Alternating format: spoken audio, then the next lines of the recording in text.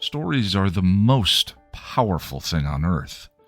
They are literally life and death. Wars are waged based on the story of who is the hero and who is the villain. You are the result of a story your parents told each other, the one-night stand, the soulmate, and friends who became so much more. Life and death. So wouldn't you like to understand them better, these stories? How Story Works, an elegant guide to the craft of storytelling by Lonnie Diane Rich, demystifies stories and helps you understand why you love what you love, why you hate what you hate, and why prologues are almost always a bad idea. How Story Works by Lonnie Diane Rich. Available on Amazon in ebook, audiobook, and paperback form. Get your copy today.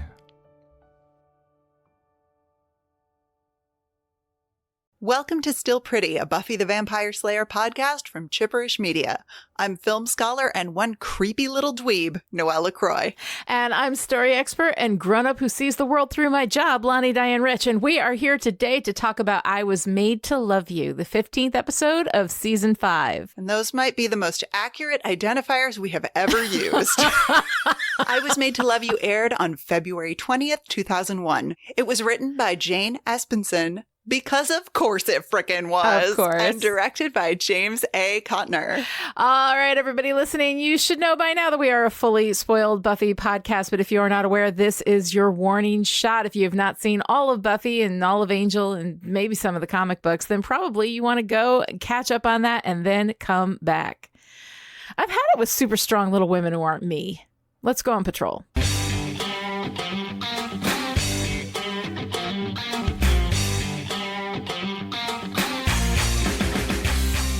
In I Was Made to Love You, Buffy questions her ability to keep a man. Xander corrects her quickly on that shit, so 1 point to Xander. But don't worry, we'll be taking that point away again soon.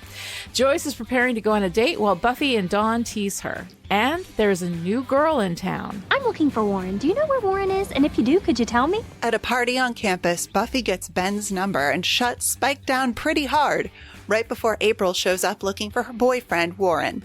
Spike tries to take her mind off her boyfriend by whispering suggestive nothings in her ear. It does not go well. That would be wrong! You're not my boyfriend! The Scoobies gather to try to figure out what is going on with this strange girl. Robot. Definitely robot. Oh, absolutely. They decide they need to find Warren. Then Buffy goes home to relieve Giles from Dawn's sitting duty as Joyce comes home from her date. The next day, Buffy calls Ben to set up their coffee date and then goes to Warren's house where he's trying to get the hell out of Dodge with his real live girlfriend, Katrina. When Buffy shows up, Warren has something very, very important to explain to her. Something Buffy cannot possibly know. She's a robot. Uh-huh. Spike shows up at the magic box, but Giles throws him out, saying that they are not Spike's path to Buffy. He goes home and throws everything he's collected, her pictures, her sweater, the mannequin, into a box. Meanwhile, at Warren's, he spouts off basic incel talking points at Buffy, so he had to build a sex robot, but then she got boring, so he ditched her in his room when he met a real girl who challenged him or whatever because it's all so terribly, terribly, horribly gross. Meanwhile, out at the playground, April meets up with Katrina and it does not go well. He cannot be your boyfriend. Say that he's my boyfriend. Buffy and Warren find April dangling Katrina by the neck. Buffy takes Katrina aside and Warren tries to talk to April, but in the end, he points April at Buffy and rushes off, chasing Katrina. April starts to fight Buffy, but then her batteries start to wear down, and Buffy sits with her while she winds down, spouting chipperish nonsense to the end. When things are sad, you just have to be patient. Because every cloud has a silver lining. And when life gives you lemons, make lemonade. And things are always darkest before. Buffy goes to talk to Xander as she processes the events of the day and figures out that maybe she doesn't need a man. Maybe she needs to be alone. She calls Ben and leaves a message saying she doesn't want to have coffee after all. Glory hears the message and wonders what the hell is up with that. Spike brings his box of Buffy stuff to Warren and places an order for a Buffy sex bot. Because of course he does. And then Buffy goes home and launches us into the Widonian tragedy of next episode. All right, so Noelle, oh my God, here we are. I Was Made to Love You. This is a really fun, really complex, slightly insightful to the point of being uncomfortable episode of Buffy. And I was curious, what do you think of it? I love this episode Yay! so much. I love it. I love it. I love it. This episode was made specifically to delight me. I love it. I love it. This is just, I mean, wall-to-wall delight, and then questions upon questions.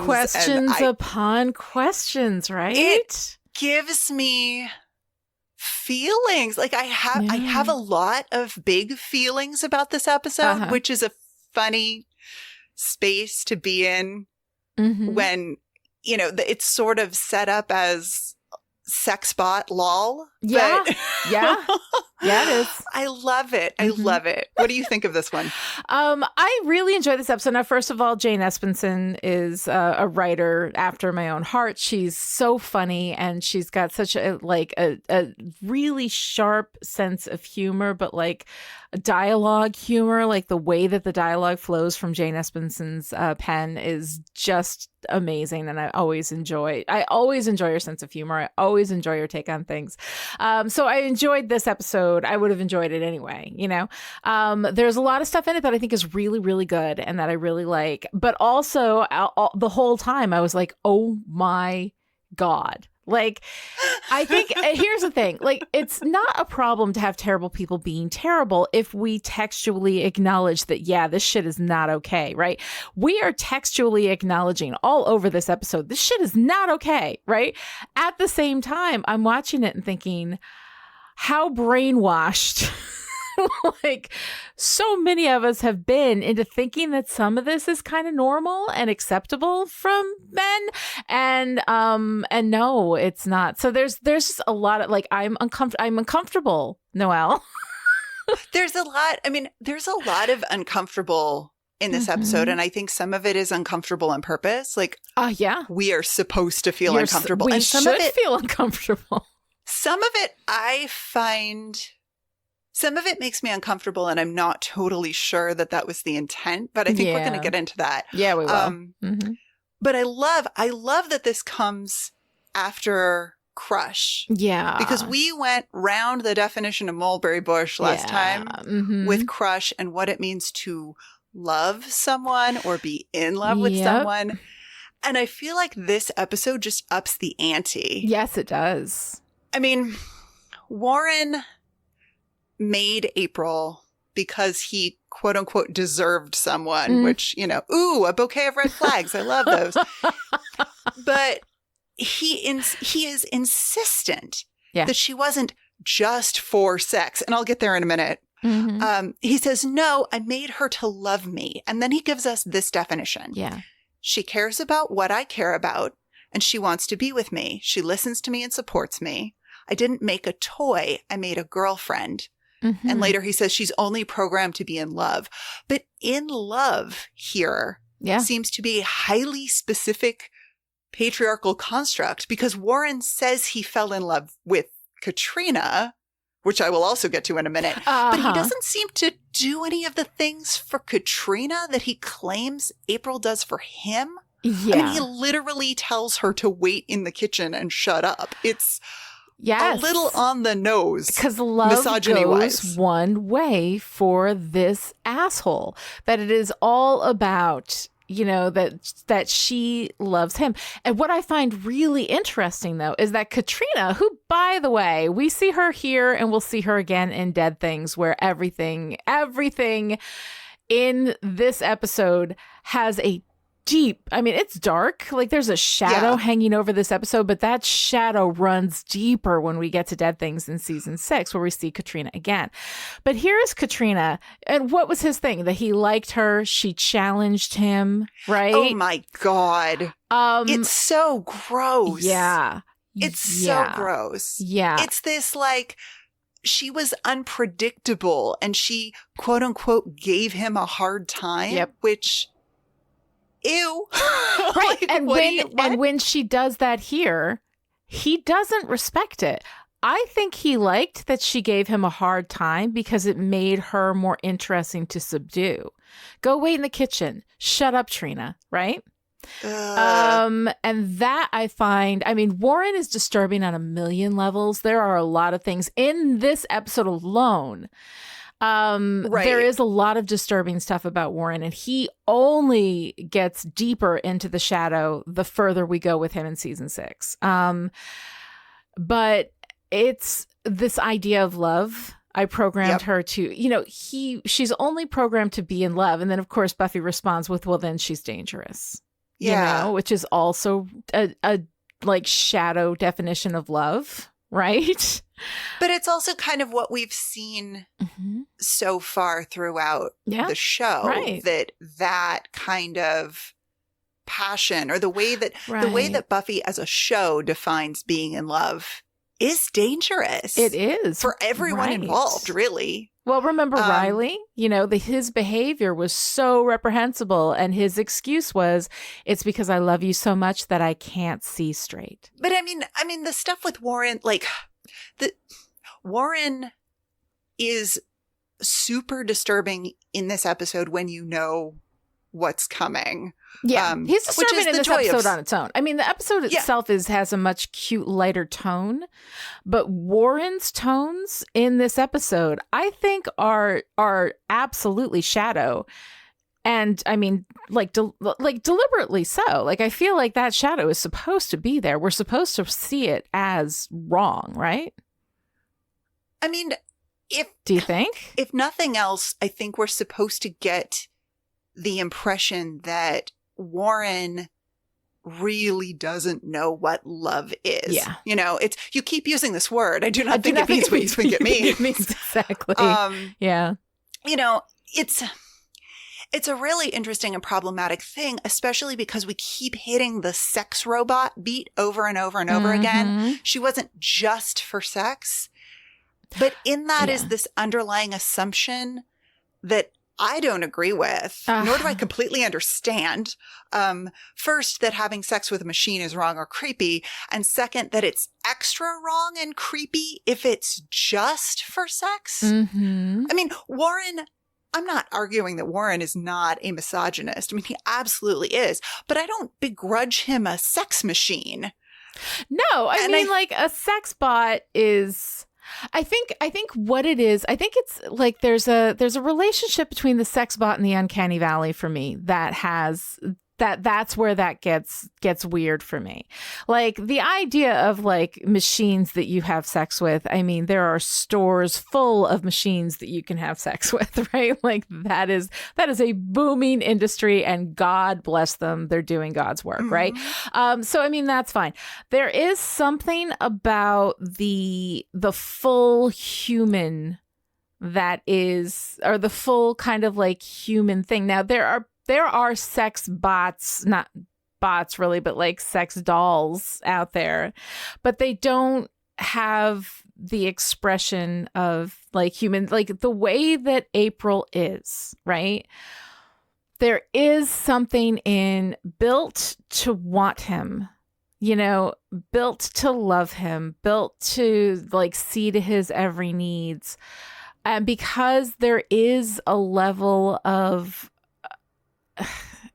her taking action, her taking initiative, makes her feel more like a person, and that line that I think we all should have inside of somebody has to really want to be with you in order for it to be okay for you to have sex with them.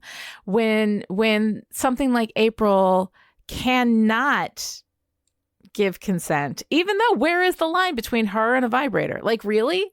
Like, where is the line? I don't know. I'm uncomfortable with it. I have to say, the whole April thing creeps me the fuck out. Well, I think part of the reason that it's creepy, separate from an individual viewer's relationship to the idea of having sex with a machine that is clearly made to be a person. Right. It's not, there is a difference between a sex toy that is, your average handheld, sort of a, accoutrement, and this item, thing that is, he says, I built a girlfriend, and he clearly has this really, really troubling relationship to women and what it means to be a girlfriend. I mean, to state the complete obvious, but there's also this larger conversation here, I think, about what the writers, the culture, and what we as individuals think sex is for and about. Because the thing that is supposed to maybe redeem is too strong a word, but like there's this tension between, is she a sex bot who is just for sex, and is she something else? Yes. And one of those is more okay than the other.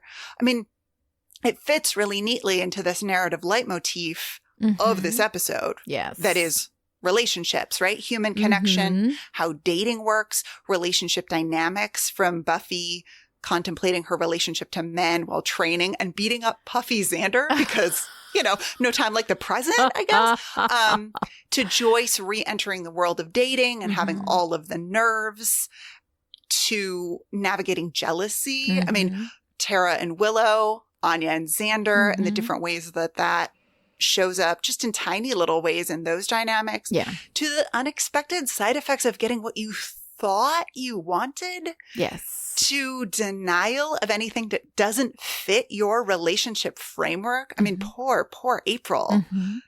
She cannot conceive of anything outside of this relationship framework because she was literally programmed that way. That's what she's built for, yeah. And subtly woven into this whole thing about relationships and how they function and what they're for and where sex exists in a relationship is this notion that sex is only good and valid if it's with someone you love. Right. And that's not unique to this episode of this television show or to this television show, of course. But this is where I bounce really hard off of Warren is a sleaze, because I don't think what he did is inherently problematic. The problem is his lack of care and consideration for both this thing, this creation where he's clearly like bitten off more than he can chew, programming wise. But also in his relationships with human people. But the sex robot, like, I don't know. I reject the notion that building a robot human to have sex with and maybe do other things with is inherently like sleazy or bad or evil. That's just, I mean, and that's just my moral compass in all of this. It's a sex positive compass. And I mean, that's the thing though. Like when you talk about, you have to validate sex through love, right? That any sex had without love is somehow dirty or wrong, which is not the case. Sex had without consent is dirty and wrong. If there's consent, whatever the reasons why people are consenting is really irrelevant as long as they are actually enthusiastically consenting. Sex is good for you. It is like if it's something that you want, it's rad and wholesome. Yeah, no, there you go. It's absolutely. If everybody is,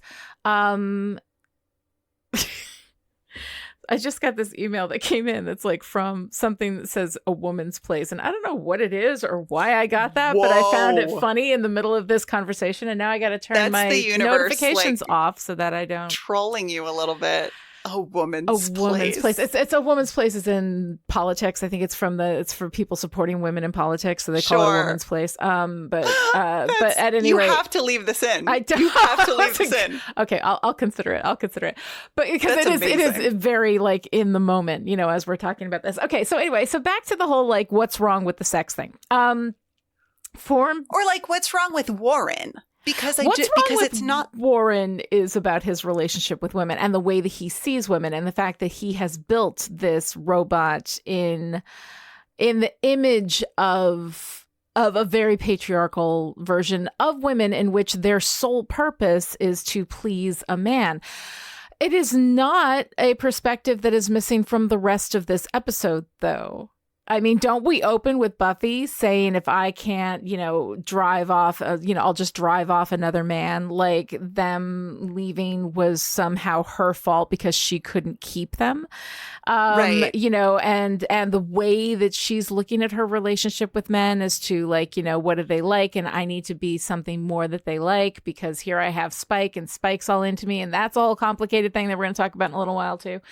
Because all I got to say about Buffy and Spike is the lady doth to protest too much, So I mean, it definitely loops around with the protesting. There is both disgust and intrigue simultaneously would be my argument. Yeah. Because we'll get to that. That's a whole different discussion.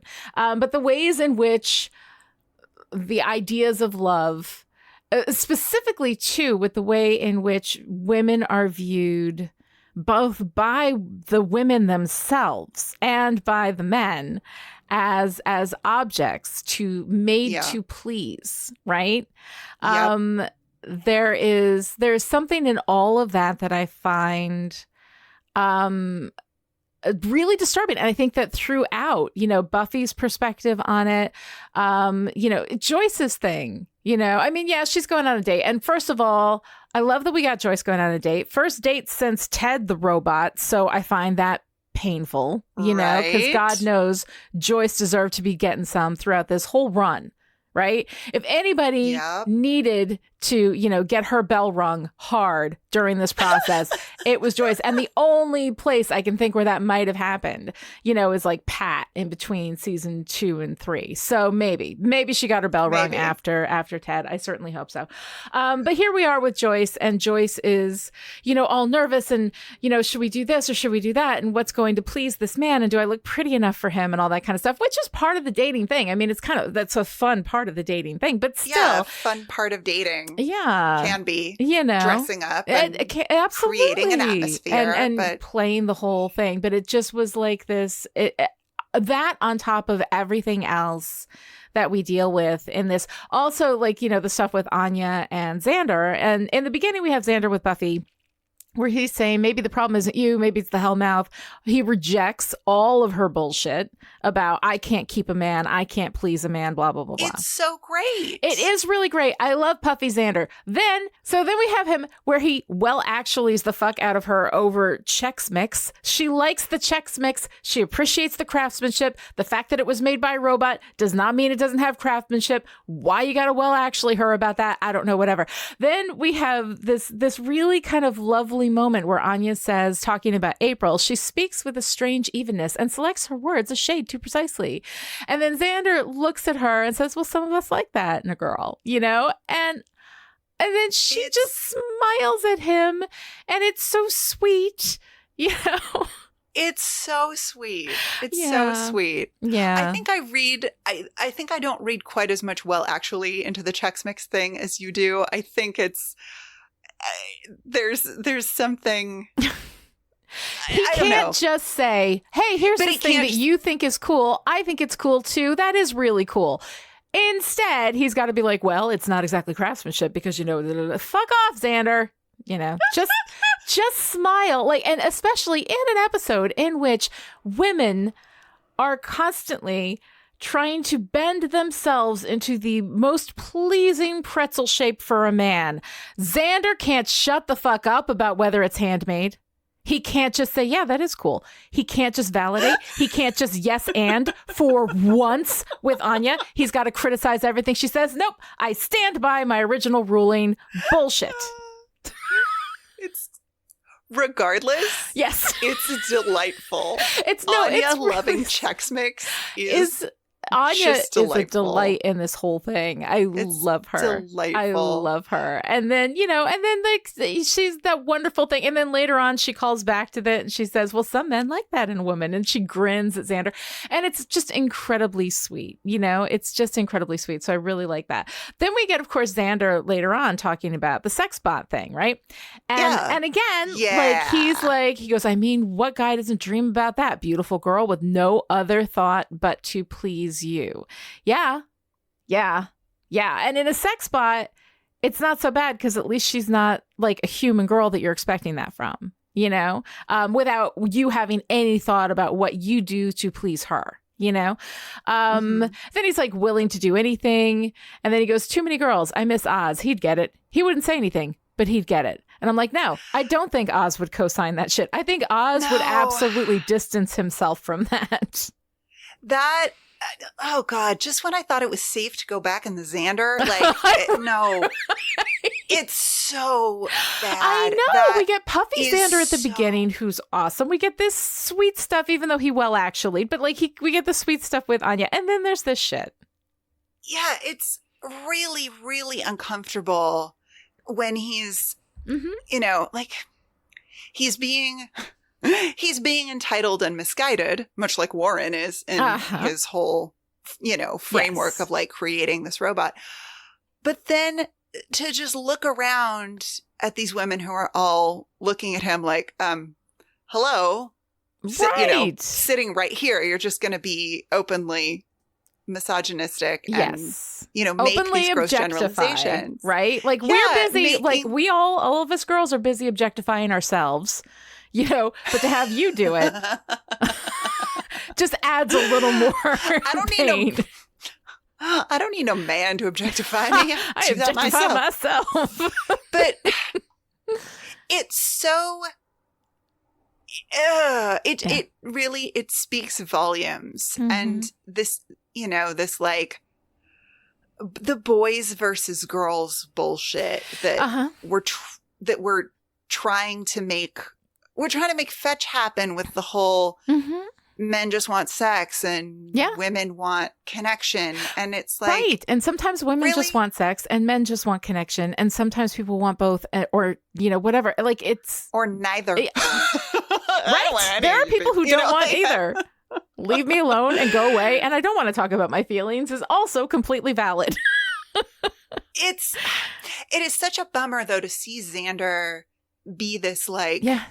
a genuinely good friend to Buffy at the beginning and be like, hey, maybe, because she's spinning a little bit. She's in her head about relationship stuff in a way that feels really like, it's within this framework of like, it is my job to mold myself into something that a man will want to be with. Yeah. But she's clearly thinking through all of the feelings of being grossed out and being objectified. Like, what she's working through when she's punching Puffy Xander is the knowledge that she has been objectified by Spike, whom she, at least ostensibly, does not find appealing. And the grossness of that and the what it says about her, right? Because she's going to, it's not that Spike has this fucked up obsession with me. It's that I did something. Right? Yeah. I mean, doesn't she go into that? Like, it's not, like Apple does not fall far from last week's Joyce tree, right? Right. What have I done? What did I do to attract him? There must be something about me that's just wrong and broken, And I mean, the fact that she's attracted to him, I can see her questioning that about herself. I question that about myself every week when we talk about Spike, and I love him so much. But like, so I can see her questioning that. But like the fact that like he was attracted to her and somehow that's her fault. Have you seen you, Buffy? Everybody's going to fall in love with you. Are you kidding? Right? I mean, yes. And that is one of those like interesting, complex trains of thought, right? Because in the moment I could see like the incredible vulnerability of having been objectified when you do not wish to be objectified or by someone that you do not wish to be objectified by. It does. There is this moment. I think a lot of us have experienced this in life of like, well, wait a minute. I need to put up some sort of a armor, to fend off these advances because it's in our programming, metaphorically, right? That it's because it is your job to attract a man. If you attract attention that you don't want, that's still on you. Yeah. But Xander is not letting her go down that rabbit hole. He's like, look, somewhat like, you don't need to change. Some guy is going to see what an amazing person you are and fall in love with you. And that is how this works. Which is like wonderful, genuine, good friend stuff. Yeah. And then he has to be a misogynistic asshat in front of the women who are his friends and partner. And misogynism, misogynistic as hattery behind closed doors is not really any better, but at least you're not inflicting your gross on the people around. I don't know. I don't think there's anybody who's a misogynist behind closed doors who does not also take it outside with them everywhere they go. And like bringing it back to Warren, right? He is entitled. He is incredibly misguided and incredibly short-sighted. I mean, he doesn't fall in love with his robot creation the way he expected to, but then he has this really twisted narrative about why he does fall in love with his human girlfriend. Who he treats like crap. Yes. It's complex and gross. It's layered. Like it is some layered bullshit that I think shows up in, the robot. Obviously the robot girl is a very literal example of the objectification of women. Oh, yeah. Right? She is literally an object. Yes. And I love her so much. Why do I love April so much? April is really interesting. And I think I think she's great. Like, first of all, I always appreciate a character with a clear goal, like a clear, active, specific, personal goal, right? So for me, like as a story expert, I just delight in April because she never wavers from what it is that she wants. It's just Warren.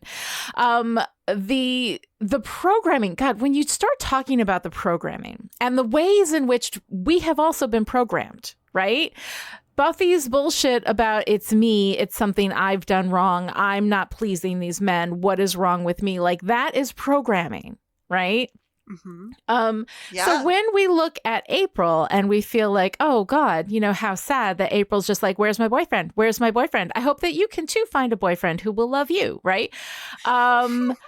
The disturbing thing about April is that is not a million miles away from a lot of the programming that we've seen, for women culturally, that a lot of what we are told is that, first of all, we get our value through men. Right? That if a man loves you, then you have value.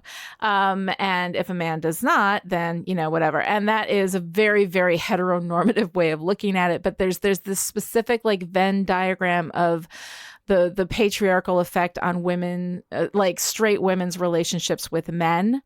That I am not as schooled in the like the queer narratives that may fly around the patriarchy as well. So I'm just speaking. The patriarchy doesn't care if you're queer. No, the patriarchy. The patriarchy is an equal opportunity stomp your face, right? Yes. But I think that this particular expression is kind of like a what's expected of women in order to please men. And I think that there is a certain amount of, I mean, I would guess you can speak to this better than I can, but like, you know, that in any relationship, there is this sense of, I want to please this person so this person can love me, so I feel validated by their love, right? I think that's probably a natural human thing, no matter what direction or what the genders involved are. I mean, I think that there's definitely a socialized, you know, a raised and socialized female or feminine angle to that. Right. The you know, part of the reason that I love April, I think, is I identify maybe a little too strongly with the, you know, it's all for you, everything. Yes. You know, my whole life exists for you. I identify a little bit too strongly with that tendency and that style of quote unquote love, because that is what many of us who are raised and socialized feminine are. And it drains your batteries, does it not? It does. I mean, it's very when draining. She starts draining. Do you not feel that at a soul level? Oh my God. And I think that, I mean, a big part of what I love about April is that she's so sincere. She knows her girlfriend catechism so well. Yes. You cannot make those suggestions to me. I have a boyfriend. Warren is my boyfriend. I love that. Good girlfriends don't cry is part of the girlfriend catechism. Yeah, she's not angry. At least she's not angry until her understanding of her relationship with Warren is fractured. Yes. She's tired. Oh my God. She's so sweet and sincere. And when she starts to get tired, it breaks my heart. Oh God, yeah.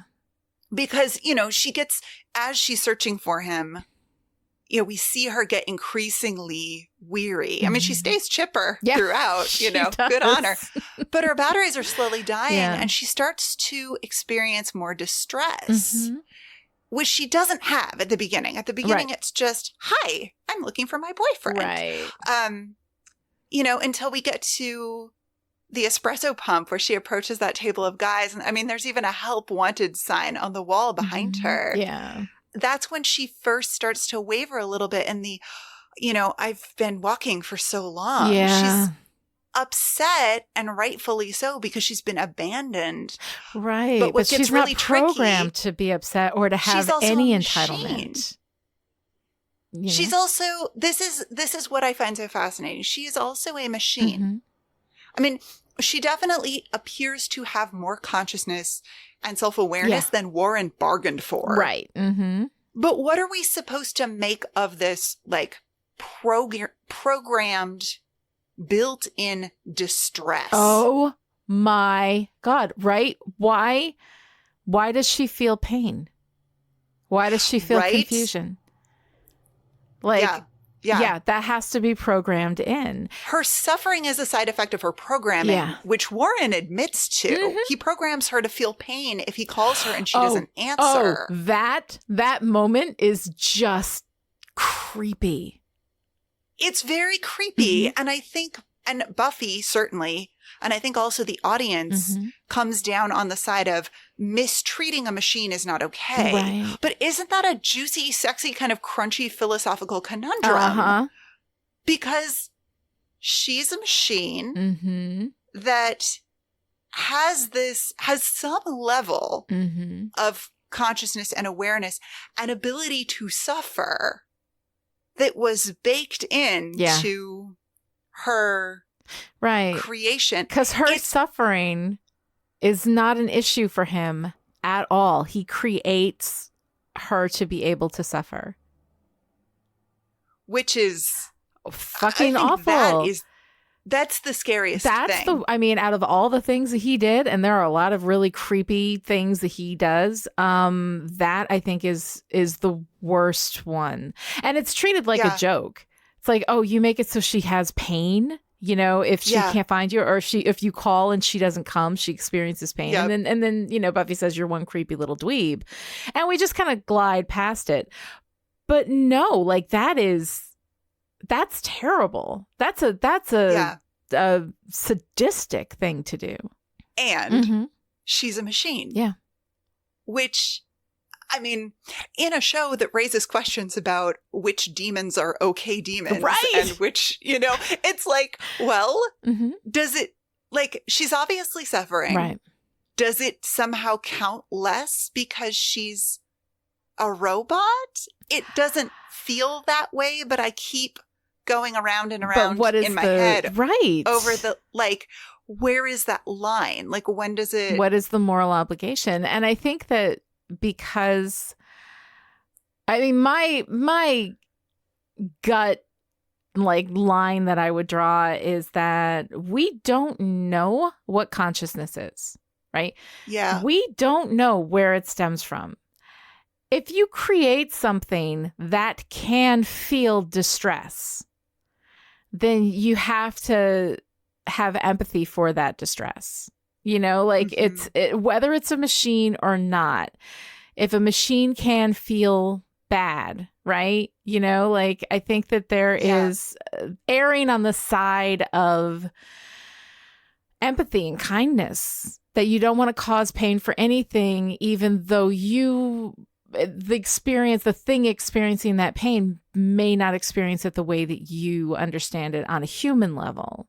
That pain is pain and distress is distress. And I don't want I put my iPhone inside a little case, and then I got a little thing for it. I take such good care of my technology. My technology is loved, baby. And isn't it fascinating? Like, many of us anthropomorphize our cars. Oh, sure. Oh, I mean, sure. I talk to my appliances all the time. Did you ever see that episode? Conscious. Did you ever see that episode of Community? It's like one of the early episodes where Joel McHale's character comes in and he's talking about, hi, this is a pencil. His name is Steve, and blah, blah, blah, and talks all about Steve, and then breaks the pencil in half. And everybody goes, and he's like, it's a pencil. But if you give it a name, it becomes a thing. And so I think that there is, there's something to that, and where that line is drawn, I think there is a lot of, like, moral philosophy, ethical philosophy work to be done to kind of figure that out. But to me, it seems like, why not, if you're going to make an error, why not make an error on the side of compassion and empathy toward everything? And kindness. And kindness, because at the very least, April's pain causes pain for other people. It is hard to watch her suffer like that. Buffy sits with her in that moment at the end and tells her all of these lies, right? He didn't mean to hurt you, and and I'm sure he'll be back for you, and because she knows she's dying. It makes me cry. I know. It genuinely does. Because she starts off, I mean, Buffy confronts April earlier at the party and says, like, hey, maybe you need to stop looking for your boyfriend for a second. And that's when April throws her across the room. Right. And Buffy tries again once April is powering down. She says, can you cry? Sometimes I feel better when I cry. There might be rest issues. Oh. And then April has one of my favorite lines in the whole episode. Crying is blackmail. Good girlfriends don't cry. That's one of your favorite lines? Oh, that line makes me sick to my stomach. It is a delight. I mean, okay, I get it's a good line. What it represents, though, is disturbing for me. Yeah, well, and I think what I love about it is the specificity. Yes. Of that. Yeah. Like, it is part of what I love about April, full stop, is her directness. The specificity of her desire and her programming and the way that she goes after that. Yeah. I mean, it's robotic because it literally is. Yeah. But the mixture, she's this fascinating mixture of self-awareness and not, of consciousness and humanity and not.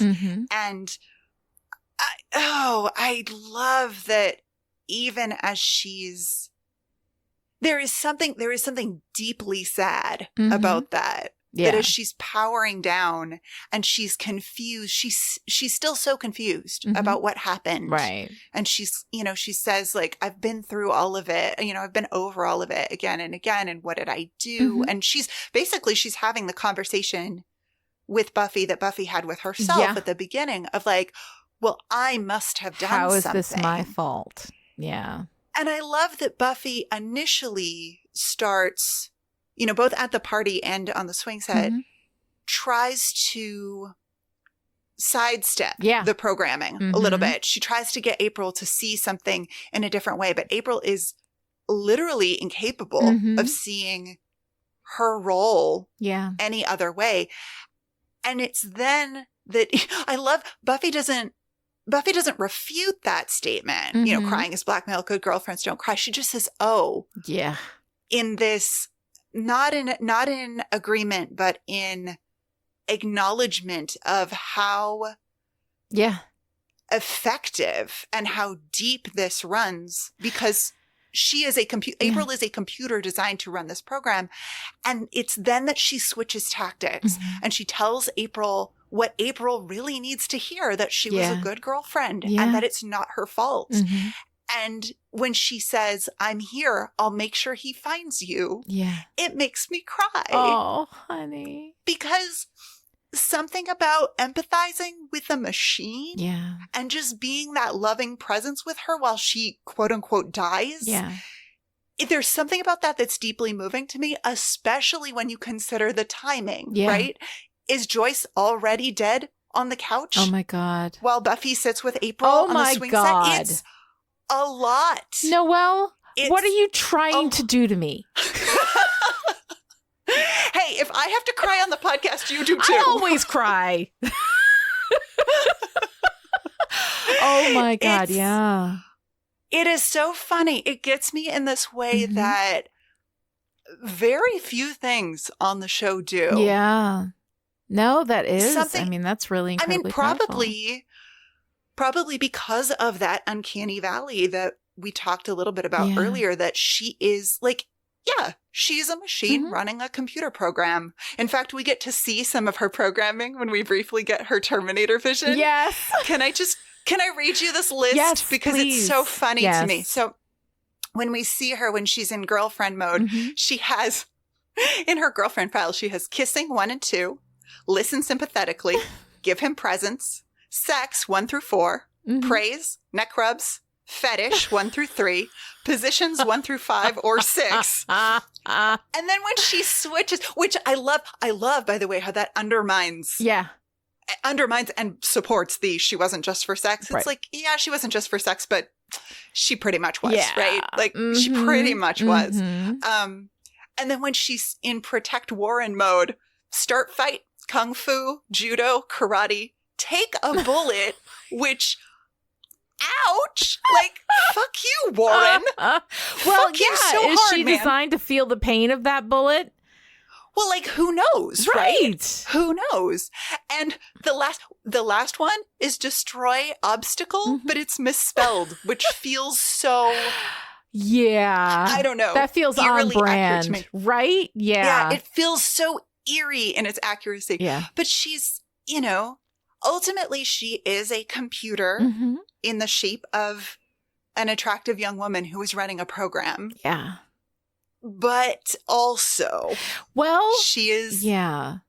But- she is, for all intents and purposes, a human woman, because that is how people respond to her. Well, there is that, but there's also that we're also playing and running the programs that the women in this episode, like Buffy, is also programmed.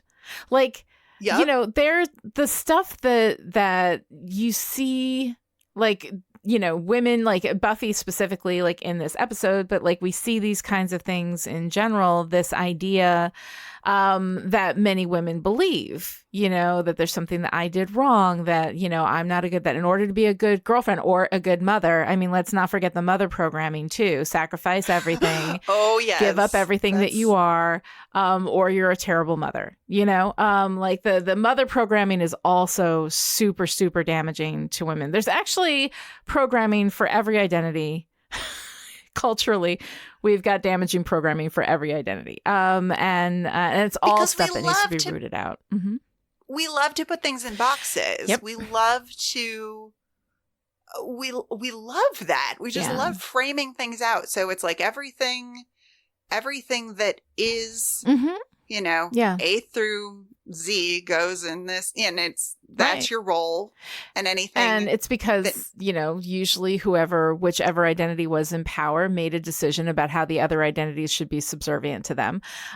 Spooky language to control people. Yeah, no, it is. I mean, this is the thing about this episode is like, yeah, it's fun and it's cute. And then, oh my God, like it is shining a light on some things that are like really deeply disturbing and incredibly accurate, like painfully accurate, Yeah. So I find that whole thing, it's so good and it's so interesting. And I think it's an important thing to look at. But I mean, that's where April, for me, it is very hard for me to see April as a machine. I can't help but see her. She's Steve the pencil. You break her and I'm like, oh, and if you have sex with her when she is incapable of consent, that also feels really, really gross. And that's where the sex bot thing bothers me, while at the same time, I completely and 100% support people having sex with things that are objects, like machines made for that purpose. I'm 100% on board. Especially, I mean, I love and loathe Willow and Tara kind of empathizing with Warren at the beginning. Oh my goodness. Talk about a dark underbelly shadow of this episode. Yep. Oh my God. Well, when Warren's name is first mentioned, when Willow says his name with Tara sitting right there, and it's all like, yeah, no big deal. Like, and of course it's no big deal because they don't know what he's going to become, what he's going to do. But it's fucking horrifying. And you think about Warren, and then we see Katrina, right, who we're going to see again in Dead Things. And that is a very deep, deep shadow episode. Like that's is dark. Oh yeah. Man, it is yeah, it's disturbing. Like and what happens to Katrina. And the thing is that Katrina in this episode and in Dead Things is fucking kick ass the whole time, right? She's so great. Yeah. I love She's her. Great. And what happens to Katrina is horrifying. What Warren does to her. I mean, in this episode, and especially in Dead Things, like it is truly, truly upsetting. And then, of course, we end, this discussion with Tara having sympathy for Warren, feeling sad and sorry for Warren. Yeah. And in a vacuum, it is sad. Mm-hmm. Yeah, sure. In a vacuum. Sure. Yeah. And I think, looping back to my sex positivity, robot neutrality rep from the beginning of the episode, Tara says something about, I think she uses the word share. Mm-hmm. She says everyone wants someone to share with. And it's not totally clear if she's using that as a euphemism for sex or if she's talking about relationships in general. Right. But I don't think it really matters because she's talking about the connection that she and presumably everyone else at that table experience with their partners or, would like to experience. And having that sympathy for someone who is unable to find that in a human person and uses that as motivation to build a robot. I don't know. There's just, Tara is she's too good. She's really too good. She is good, but I don't know what else to say. She is what I think, she is an aspirational character, you look at her and you think, yeah, that's what I'd like to be. I would like to be a person who could have that level of kindness and for everyone. Like her ability to see everything and to try to find, somebody else's perspective and to see them in a kind light, is really incredibly beautiful. And we see that from Tara all the time, At the same time, I see that and I think aspirational. And I also think, Tara, this is not the world you live in. People are fucking awful. Well, yeah. Well, she has one little moment in this episode when April walks into the party and everyone is noticing this girl and talking about how attractive she is, which I'll get to in a second because that's an interesting line of conversation. Yeah. But everyone is talking about, how attractive this girl is. And Willow's like, oh, yeah. And the look that Tara gives Willow. I mean, damn. Right. And she shuts that shit down so hard. But it's so funny because we never see that from Tara. No, you never do. But that's also like a dynamic. I mean, Tara is also like a human woman who finds women attractive.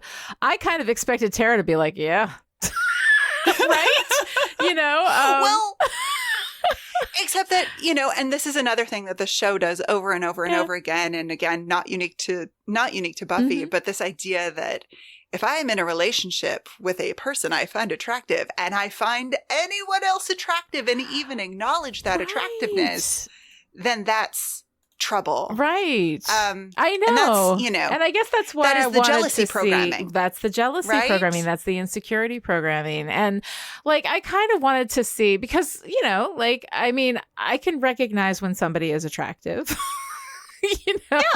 Like it doesn't, the fact that I'm with somebody that the person I'm with also finds people attractive. Like, I think it's not a reasonable expectation for them to not find people attractive. The expectation is if we have made an agreement that you are not going to act on that attraction with anybody else, that's the problem. Finding them attractive, expecting somebody who is still a living human to not find any other humans attractive aside from you, I think is a little bit weird. And for me, I feel like Tara's evolved past that. So I don't know. It's cute though. It's a cute moment. I don't care for the jealousy. I do love the facial expression. Oh no, it's adorable. So funny. It's adorable. It's so funny. But speaking of aesthetics, yes, this is one problem that I have with big problem that I have with this episode. Not thematically, but in that it takes me out of the story. Everyone's talking about, oh, that girl, that was a nice looking girl. They respond to April like she's extra attractive. Yeah. But to me, she just looks like all the other women on the show. She's beautiful. Like, nobody's going to argue that she's not beautiful, but everyone is shockingly beautiful. It's a problem. It is a problem with TV. Because there's no regular looking humans on TV. Well, everyone normal, air quotes, everyone who's supposed to look normal is still so heightened because visual media. Right. This is fantasy. We're telling ourselves the story of what we as a culture find attractive, right? And all of the often oppressive standards that are implied in that. But when your core cast is heightened from the general population by nature of being on TV, to me, if you want to create a character who's extra attractive, you've almost written yourself into an aesthetic corner unless you're going to cast somebody who looks very out of place.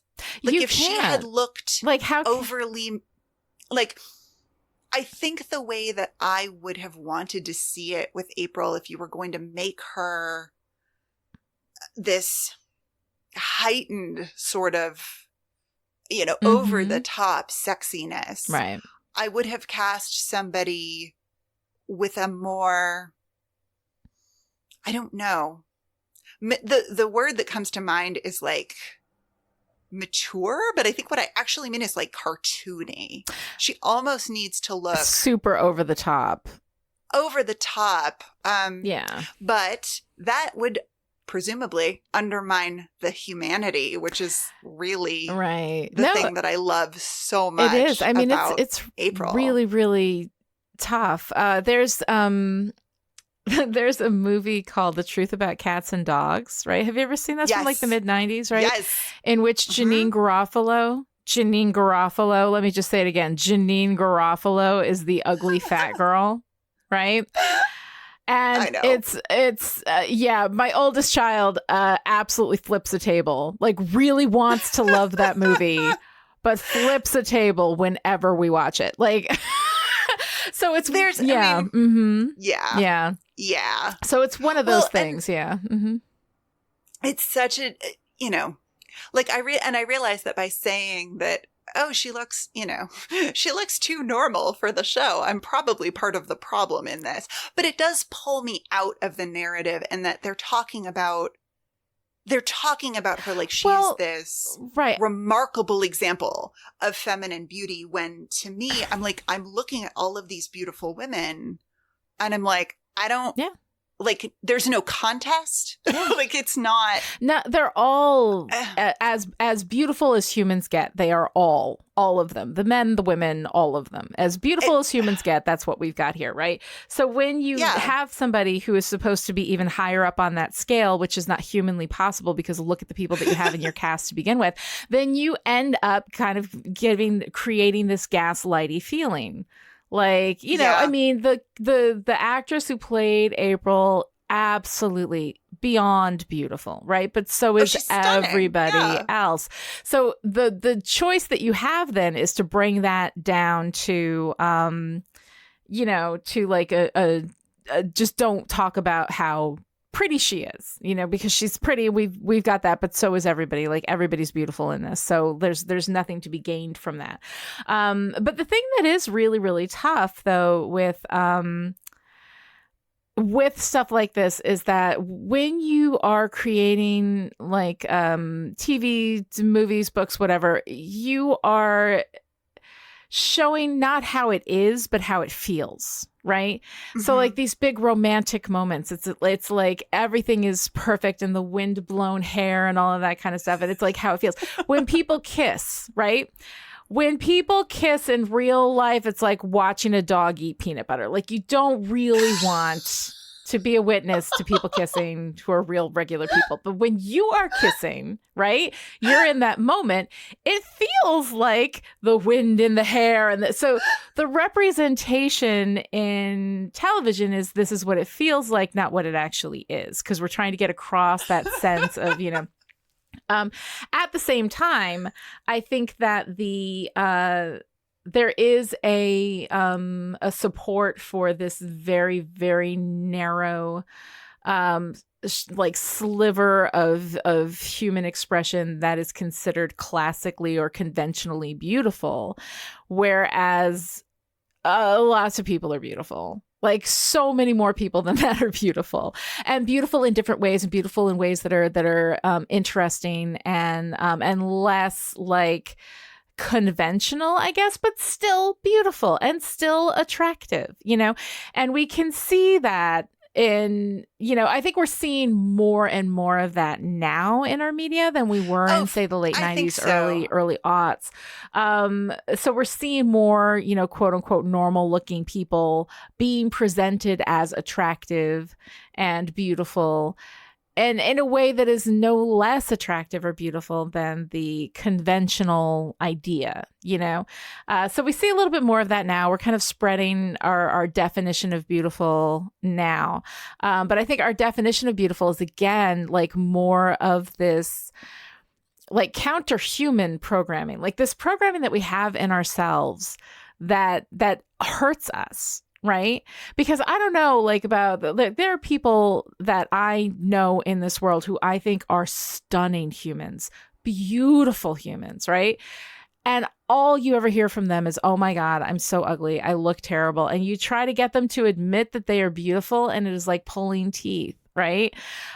Such a difficult thing because of exactly this kind of thing, because of the way we have representation and you know, all of our models and photoshopped every, you know, spread in a magazine on, you know, like everything, every photo spread is photoshopped within an inch of its life, you know? So it creates even less reality in what we accept as beautiful, creating an unattainable standard for absolutely everybody else. So I just went off on that for no real reason. There's no real story reason to have that discussion. I just thought I'd throw it in there. I'm just saying, everybody out there, I want you to say, I am beautiful because you are fucking beautiful.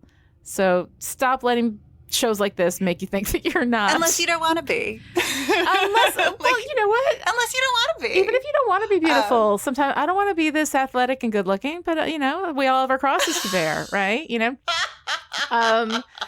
if you don't want to be beautiful, that's fine. Then you don't have to acknowledge it. But I'm saying that like there is beauty in everybody. Everybody is attractive. Everybody can be attractive, you know?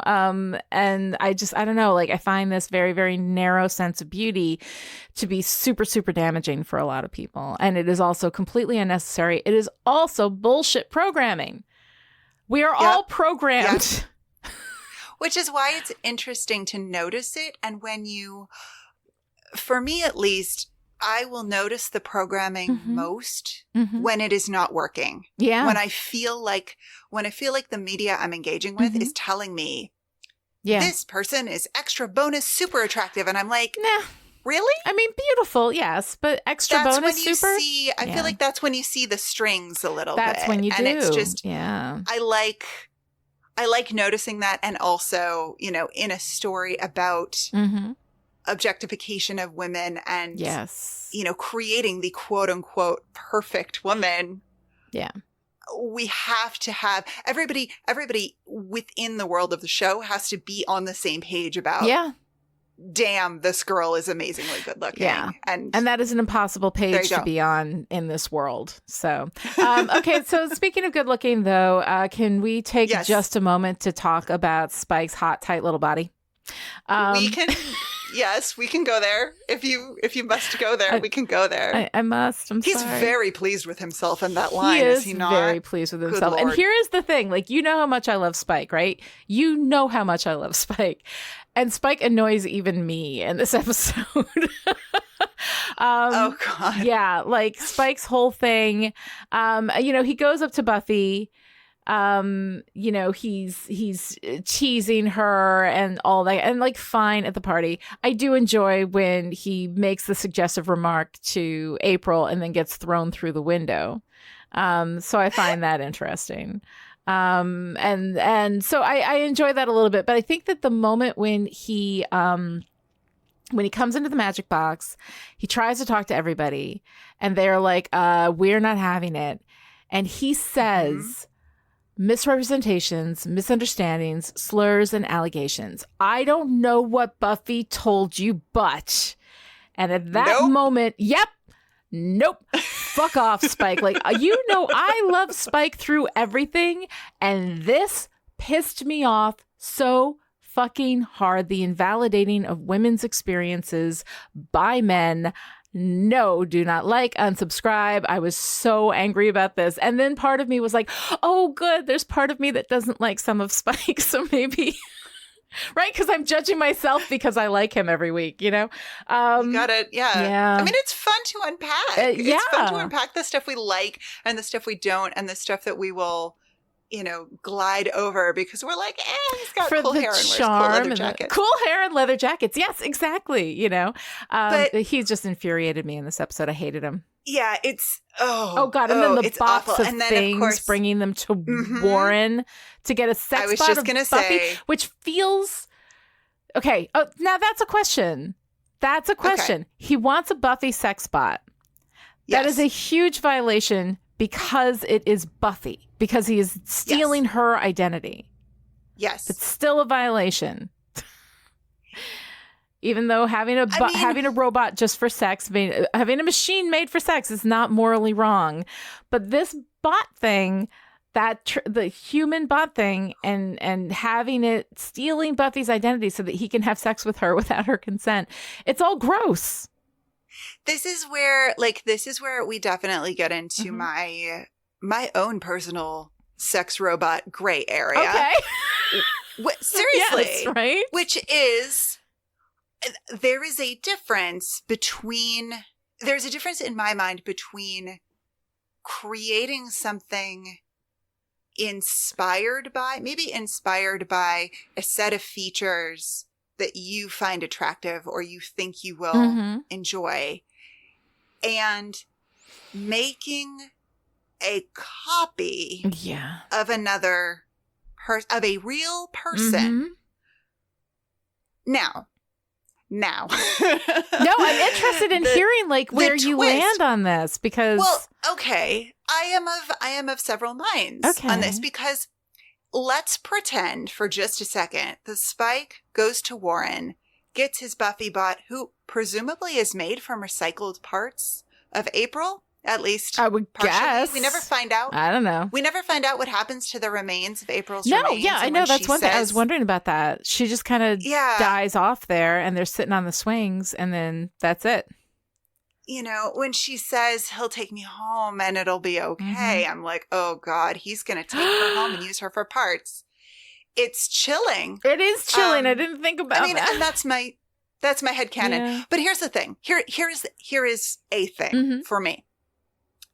In the imaginary world where Spike takes all of his Buffy paraphernalia to Warren, gets a Buffy sex robot, goes off into the sunset with his Buffy sex robot, and is never heard from again because he lives happily ever after with his Buffy sex robot, where is the harm? If it keeps him away from her and contained and not hurting anybody, this is this slippery because he shouldn't get to have sex with Buffy. I don't know. Here's the thing. I cannot argue against what you're saying. I see what you're saying. I don't have an argument against it, except except ew. Right. I know. And that's my argument too, is essentially I don't maybe there's a moral or ethical problem here that I'm not 100% aware of. I mean, the ethics of using someone else's image without their knowledge or consent is definitely problematic. Well, at what point though, at what somebody is, and pardon where this is about to go, but hey, we're talking about sex bots, but if somebody masturbates to a picture of somebody they like, or to an idea of somebody they like, where's the line there? Where's the violation there? Well, and some people will not, because these are the conversations that I have with my friends, right? Yeah. Some people will not fantasize about other people without their consent. I know several people for whom that is a line that they have set with themselves. And it's tricky because if something is existing in the realm of fantasy, and we can argue about how much or how little a robot made in the likeness of someone who is a real person in your life is how much of that is fantasy and how much of it is reality, and how much of it how much of it crosses a line. Okay, first of all, I don't have any answers on any of this. I honestly don't. All I have are questions, because I'm not sure. I just know that my gut, in my gut, I've got it feels really super wrong, and I have an argument in my head that I'm not going to share because it's a slippery slope argument. I hate that fucking bullshit, and it's a straw man argument, and I hate that fucking bullshit. And I'm also not going to say it because it's disturbing as fuck. But anybody who's thinking it, go ahead and think it. There's a line. There's a line after which it is not okay, and for me, that line, the line of ugh, is at the robot that looks like a human, that has human behaviors, and that like there's something about that, and that has the ability to feel pain. Like if they have the ability to feel something, if you program distress into this thing, it's just ugh. Like there's just a lot of ugh. And like Spike, even if he took the Buffy bot and went away, went Antarctica away, like away, right? The ugh is still there for me. It is a violation of, she has said no. And when he creates something in her likeness and has sex with it, he is taking away her no in a way that bothers me. I don't know. I can totally see where I'm wrong. Like, even as I make the argument, the only thing I have to back it up is ugh. And that's not an intellectually like stable position. Ugh, Well, and I mean, and of course, I'm on shaky ground here too, because I'm sure there are all kinds of. I think you make a compelling argument.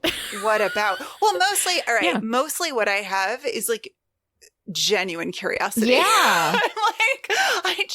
I have a lot of genuine curiosity about the sex lives of fictional people. Yes. This is really. I mean, I have curiosity about the sex lives of real people as well. Gives us an opportunity to ask some of these moral questions in a space where no one is actually getting hurt. So, right. You know me, I am like 100% pro fiction. Like, let's work in these spaces to ask some of these questions. Absolutely. But yeah, like I have a lot of questions. I don't have any answers aside from like this gut moral stopping point, just in my gut. I think that your arguments about like what is wrong with a sex bot, I think your arguments are solid. I think you got good arguments, and I want to agree with them. I don't have any intellectual ground to stand on. All I got is ugh.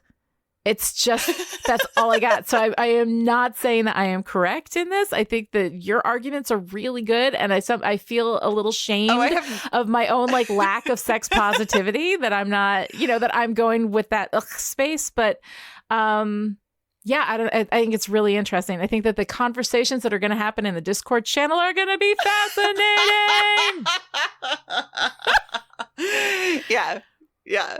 I mean, I think that the conversation about specifically making a sex robot in the likeness of an actual person based on stolen clothing and photos and drawings. Yes.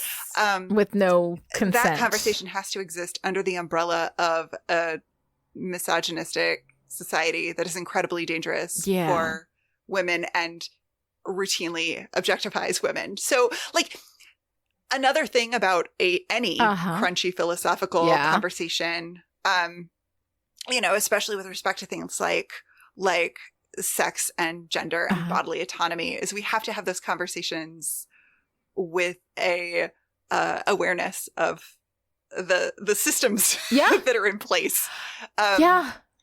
So this episode, Noelle. Like this freaking I love this episode. I love it. But I love it. I mean, it's entertaining on the one level, but it's also like exposing all of our fucked up societal programming that we need to now deprogram, asking these really interesting philosophical questions. Like, this is sci-fi. This episode is goddamn what makes sci-fi great, right? This is a great sci-fi episode, even though so much of it makes me go, ugh. And now all I want to ask you, Noelle, is what are you wearing? Oh my God. Okay. Joyce's mom/sex kitten dress. Oh my God. I love this. I mean, first of all, I love her daughters. Yes. Like taunting her and making her spin around, which is adorable. Sweet. Yeah. And I love so much that Joyce comes back and taunts Buffy with her sex I know. This is the best Joyce we've ever had. I love her. Best Joyce. She's having such a good time. Yeah. And then her, I left my bra in his car line. Okay. I love it so much. Yeah. I really, really hope that all of her, dating is so fun. I really do hope that she got hella laid. Yes, I But hope the so. line, but the I left my bra somewhere bit Mhm. doesn't work even for 1 second because there is not a bra in the world that works with that dress. No, it should have been It is underwear. It should have been I left my underwear Right. in his car, because also that indicates a further More- progression of the activities of the evening, which I think would be even more fun. third base type. At the very least, right? Yeah. So, I yeah. mean, that is a spaghetti strap halter, and it ties in the back along the bra line. And I'm like, you don't fool me for a second. But I wonder, Yeah. like, could you get away with saying, I left my panties in his car? Oh my Like, God, whoa. I would have Hold loved up. that. I don't think they could have done it, But no. but I think I would have loved it if they had. But it's delightful. Mm-hmm. I love Joyce wanting to. I like look Joyce pretty. getting some. I like Joyce Yep. having a goddamn life, right? You know, I mean, finally, and we say that in the episode before next week, I know. which we're going to have to deal I with. know. Wedonian tragedy. It's Wedonian like, tragedy. I mean, yeah. Jenny Calendar gets her neck snapped right after she finds the cure for Angel. It's like, this is Exactly. how this shit works. It's obnoxious. We see your misogyny. Yes, we do. Mhm. In the piles and Yeah. piles of dead feminine bodies. Dead that we- feminine bodies everywhere. Yeah, it ain't great. Everywhere. It ain't great. All right, so you got a girl power moment of the week? Oh, not with a girl pal bit. I mean, we've talked about so many of, Buffy's wonderful, Mhm. Buffy's wonderful. Well, and her Empathy. wonderful realization at the end that, like, I don't need a man, and she calls and breaks up I with don't Ben. need no man. Yeah. Yeah. Which is good. I don't need no man. Yeah. I don't have to. I'm not gonna. Ben can go off and do his thing. Yeah, And there's speaking of Ben, Mhm. there's just a tiny little. I'm confused. Yes. I'm confused by this. Okay. When Buffy calls Ben, Yes. we see Glory doing her transformation Mhm. orgasm thing. Yes. Mhm. And then it's Ben, and I'm like, what? Yep. What? Yep. How? What? Mhm. It's like, I mean, for half a second, we're like in an Andy Warhol short film Yeah. where I feel like something is going on below the frame that I'm not seeing. And then it's Ben, and Ah. what is that? Why is it there? Because we Other wanted than- to show Ben wearing a dress. Oh, That's because Oh. the joke is, oh, look, here's Ben in a dress. because lol Yep. boy in a dress. Because lol Oh, boy in a man. dress. But yeah, Mhm. yeah. I have many, many questions about how the whole Ben Glory thing works, and the show does not care to answer them. So we can move the hell Yeah. on. But I love Buffy deciding, Uh-huh.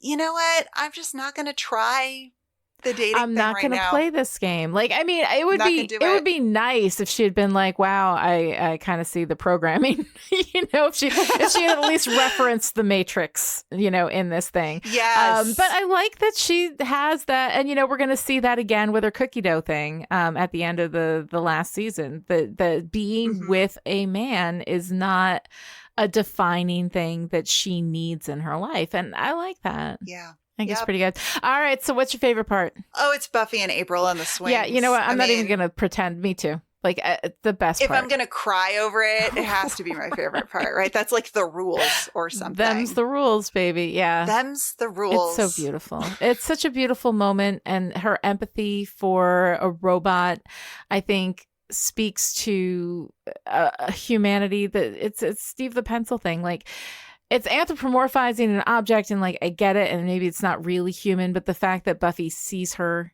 as human and is extending kindness where kindness may not be ethically or morally mandated, and yet it is given anyway, to me is beauty and grace. And it's one of the things, like, humans are fucked in a million ways, but that shit is pretty cool.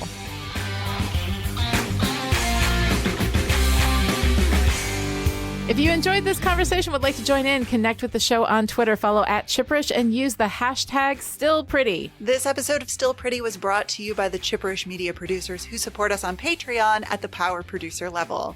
These people are the reason why Still Pretty is coming to you free and ad-free right now, so thank you to our July producers. And this week's special message for our power producers. Ever think maybe the reason you haven't found a great relationship on the Hellmouth is because it's a Hellmouth? Actually, Dr. Kelly Jones thinks that Syracuse is a hellmouth, and that explains a lot of things about my life. To find out how you, too, can support Chipperish Media, visit patreon.com/chipperish. Other ways to show your support: write a great review on Apple Podcasts, tell your friends about the show, or put your hands on Spike's hot, tight little body and make him leave. We will be back next time with The Body, the 16th episode of Season 5. Until then, we are not your friends.